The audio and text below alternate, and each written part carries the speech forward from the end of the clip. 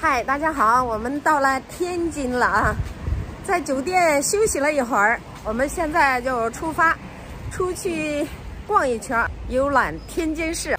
老李正在看地图，领着我走，走的对不对呀？看这个车是房车。天津呢比青岛热了很多。我们来的时候呢，地面温度啊，车里显示是31度啊，这样呢我就不怕晒了。看我准备的钢镚5毛就四个呗。我想着拿1块的，这都是5毛的哈，一人拿4个。他这儿车费是1人2块哈，公交车。我们现在来到了意式风情区，对，看看这边的建筑，这周边的建筑都是意式风格的。前面还有个俄罗斯。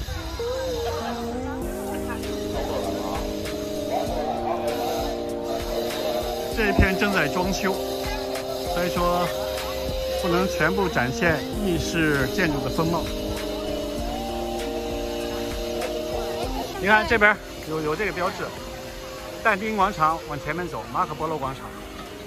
哦，还有个潘神广场，走，往前走，上在但丁广场。这个旅行团这儿还是一个景点呢。这就是景点啊！看见2个旅行团。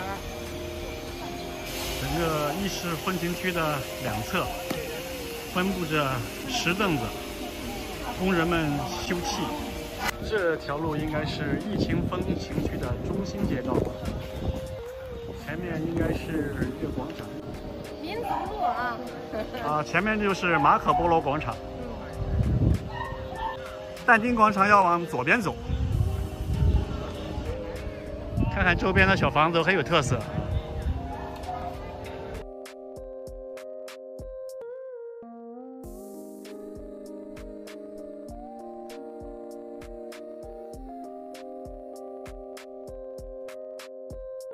这边这个3轮车不少，我们准备坐这个双层大巴。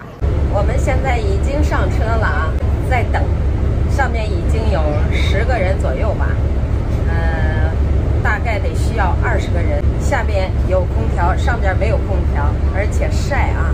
我们等着开车以后嘛，再到上面去。前面有棚啊，能有10几个人吧。哈哈哈，老李嫌我晒了，你应该先上来看看就好了。哎，也是叫人误导了，因为人家在下面坐着，一直不上来，我以为上面晒了。我们从但丁广场出发，最后再回到这是但丁的巷。我们出发了。晒起来挺好。蜡像馆。大家好，欢迎您乘坐由交通集团为精心打造的双层敞篷旅游观光巴士。我谨代表交通集团对您的到来表示热烈的欢迎。下面呢，说一下咱们行车中的注意事项。车子在行驶的过程中，请不要随意的站立行走。咱们现在右手边的这条街道里面有一个广场，是马可波罗广场。广场的周围呢有6座以希腊女神命名的别墅，中间呢是一座展翅飞翔的和平女神的手持橄榄枝。现在的声光电技术完美的融入了多项展示环节。红色尖顶的这个建筑呢是钟鼓楼，它呢是意大利风情区标志性的建筑之一。这条街道呢是自由道，因为两边呢坐落着很多的酒吧，所以被称为酒吧一条街。在右手边的这个德比尔口腔是原比利时天津电灯电车公司的员工宿舍会所，它是民国大总统曹锟的旧居。曹锟曾以贿选的形式被选举为顶任中华民国大总统1级上将军衔。好，右手边转角处的这个建筑呢，就是天津的8大家之一，著名书法大师华史的旧居，旁边固若金汤之意，始建于1906年。在1949年解放天津的战役中，解放军东西2支部队在这里胜利会师，标志着天津的全面解放。金汤桥呢，就见证了这一重要的历史时刻。天津市政府为了提升改造海河的功能，打造天津的塞纳河，将原有的堤岸降低，在确保安全的基础上呢，让人们可以走进。大家现在请看车型的前方，正前方的这一座青灰色的哥特式建筑就是望海楼教堂。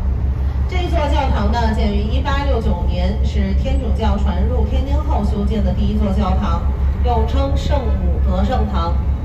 震惊中外的天津教案，也就是近代史上赫赫有名的火烧望海楼事件呢，说的就是这样的。这才是名副其实的狮子城内。它呢也是海河上的首座抬升桥，建于1974年。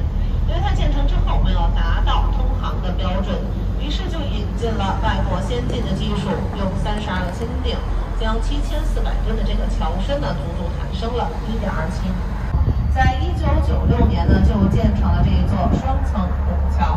建成后的金刚桥造型细腻壮丽，有一道彩虹横跨在海河之上。它也缓解了中山路与大胡同之间的交通拥堵问题。大家现在请看车型右手边，右手边呢带有车型中央的桥是一座桥，四海桥，它们是一座集交通观光于一体的综合性桥梁。它最大的看点呢，就是在这个桥梁上安装了一个著名的摩托轮。那么现在右手边的这一片区域呢，就是鼓楼的商业步行街。咱们天津卫呢有3宗宝，在商业街的中心呢就是鼓楼，这个鼓楼就是3宗宝第一。左边这片区域就是南市的食品街，它是一座美食城，在这里面汇聚了北京的烤鸭、广东的海鲜、四川的麻辣和山东的大菜等山南海北的美味，独创了几一八方，名菜于一处。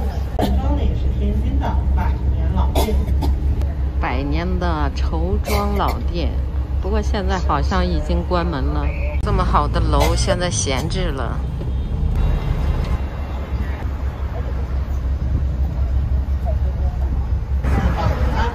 在右手边海河对岸的带有英文字母的门形建筑，它就是天津的金门。它像一扇敞开的大门，喜迎八方来客。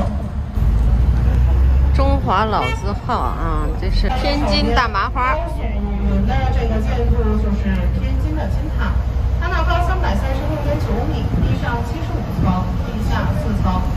在它的下方白色的桥梁就是世界名桥大沽桥，它呢是由世界著名的桥梁大师的封面。